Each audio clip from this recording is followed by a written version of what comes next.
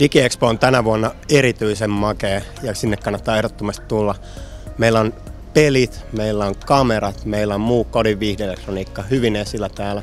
Meillä on 4 eri lavalla ohjelmaa, eli nyt ei kyllä todellakaan kannata jäädä kotiin tänä viikonloppuna, että sen verran kova pläjäys on täällä DigiExpossa tarjolla.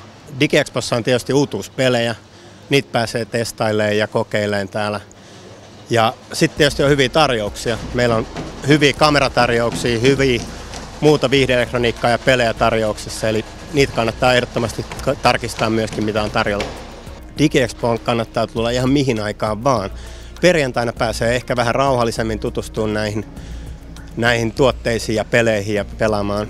Lauantaina on melkoinen ryysi. Silloin näkee sellaista oikein meininkiä täällä, eli täällä kaikki digifanit on täällä paikan päällä silloin, ja sunnuntaina myöskin on vähän rauhallisempaa. Eli tervetuloa vaan ihan minä päivänä vaan tänne.